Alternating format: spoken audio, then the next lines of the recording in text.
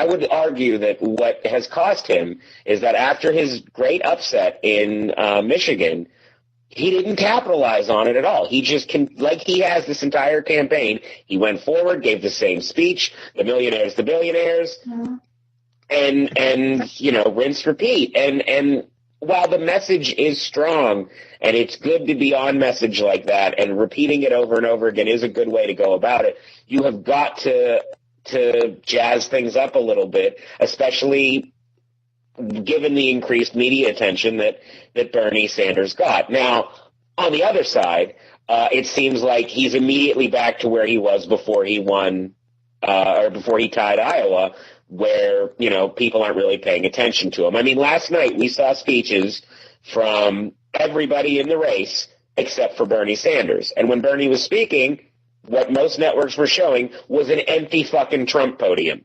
So the thing that I think would be bad for the Sanders campaign is to allow that to continue. They need to make, give the press some reason to look at them so that there can continue to be a comparison made. Because, as we saw today, Trump says he's not going to a Fox debate. I have to imagine that Hillary's about done with debates, too.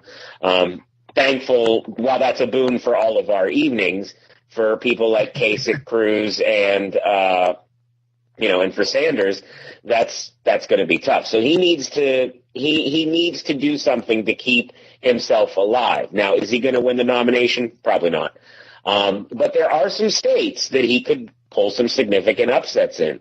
And as long as he has the funding, he should, he stays in the race, it keeps Hillary Clinton as a better candidate. And if in their convention, because Hillary's going to be the nominee, if it's just very kumbaya and Bernie gives a speech praising her and, maybe gets on the ticket, that's going to be a whole different presentation to the general election audience than what's going to happen on the Republican side. Well, he's definitely not going to be on the ticket, and he's definitely not going to be the nominee. We know that now. There's almost no way for him to reach to catch up and pledge delegates, not to mention the unpledged delegates. If he won by 2/3 margins, which again, nearly impossible, but if he won by 2/3 margins in PA, California, and New York, he could make up that difference relatively easily. If he got 2-1 like Hillary did in the South. He needed but to again, win some it's states probably last not going to night. happen. He would have still lost in the delegate count because Hillary walloped him in Florida like 2-1, but he needed to win some states last night to get momentum. He did not win any. Peter, the campaign's pretty much over. What do you think went wrong? Well, a couple of things. First, I just want to quickly circle back to those strategic voters. Certainly in Ohio and Illinois, having grown up in that area, a lot of those Democrats are not sort of the liberal, save the earth kind of Democrats that we think of. A lot of those are blue-collar Democrats who have been fucked by the economy, and I think who look to Trump and his message as a very powerful one. So I think that's the signal to Hillary that she's going to have to think carefully about those votes in the Midwest. Bernie says himself, he says, no one 10 months ago could imagine that we were here. And I think that's, in fact, the truest statement of all. No one could imagine Bernie was going to get as far as he did. As Josh pointed out, he had a single message, which was a very powerful message, a very important message, but it's still America. You need to have a new shiny object all the time to keep people's attention. Hillary, using her evil genius skills, countered his message, not in the debates, but overall, her messaging countered his stuff. Why would you want free education, America? Keep paying for it. Health care? No, that's expensive. You got to accept that, America. And it worked. So Bernie never really figured that out. I suspect he never really put together the national organization, the ground roots organization that was necessary. I was reading something about how his volunteers were going after the Somali immigrant vote in Ohio. which was, admirable for them. But I mean, those 17 Somalis just weren't going to swing the state. And if they were working at that level, unless they had, an incredible volunteer force, the kind of thing Obama put out in 2008, it wasn't going to matter. So good for Bernie. I'm glad he did what he did. I'm glad that he's going to stay in the race and kind of keep that message going. I think the interesting thing to watch would be at what point, whether Hillary tries to make a play for him and his people. And I don't think she's going to, and I don't think Bernie's going to give it up. I mean, we talked about the kumbaya at the convention speech.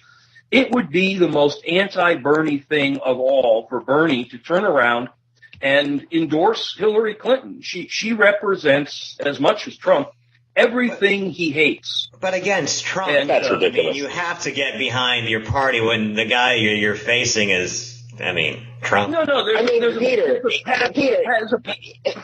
a passive thing. I mean, he's not.